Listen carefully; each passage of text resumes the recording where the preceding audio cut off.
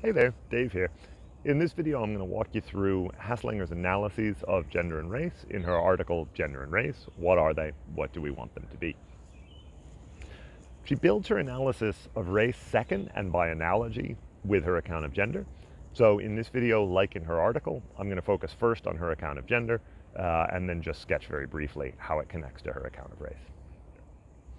So her account of gender takes off from a familiar feminist slogan. It takes off from the slogan that gender is the social meaning of sex.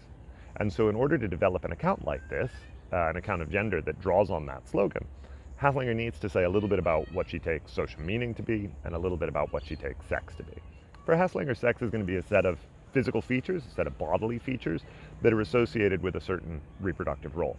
So it might include things most directly like what sorts of reproductive cells are produced, if any, by a certain body. It's also going to include things that are more indirectly associated with reproductive role, things like fat distribution, whether or not someone has breasts, whether or not someone has facial hair, physical features of this sort, right? Really directly describable, observable physical features of the body that are associated in some way with reproductive role. But she doesn't suppose that this list of physical features is fixed for all places or all times, right? Which physical features are associated with which reproductive roles itself can depend on a society. But by sex, Haslanger is picking out this cluster of physical features, whatever they are. Haslanger notes that societies are hierarchically structured, with dominant and subordinate positions within these hierarchies, often allocated on the basis of sex. And that's the sort of thing that she's concerned to capture in her account of gender, in particular in her account of what it is to be a woman or what it is to be a man. For the details of these accounts, you should absolutely consult the paper, which of course contains all the details. The idea is that to function as a woman in a context is to be taken to exhibit those bodily features that are associated with a female reproductive role. So again, this is to be taken to have a certain sex for her understanding of sex. To be in a context where having those bodily features is taken as a sign that you ought to occupy a subordinate position. And finally, to be relegated to that subordinate position in that context on this basis.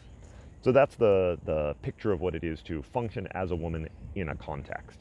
Similarly, to function as a man in a context is going to be the reverse. It's going to be taken to have certain physical features that are associated with male role in reproduction. So again, there's sex, right? The bodily features associated with reproductive role. Then it's to be in a context where those features are taken as a sign that someone ought to occupy a dominant role. And finally, it's going to be assigned that dominant role on this basis. So that's the picture Haslanger gives you of what it is to be a woman, what it is to be a man. She develops her account of racialized groups similarly, where, as in the case of gender being the social meaning of sex, the social meaning was paying attention to these hierarchical social situations. Sex was physical features associated with reproductive capacity. Once she turns her analysis to race, she's going to do analogous things. She's going to think of race as the social meaning of color, where color now is a set of physical features associated with having ancestry in a certain geographical region. So the account she gives of race is directly structurally parallel to the account she gives of gender. The role played by sex on the side of the gender analysis is played by this notion of color over on the side of the race analysis.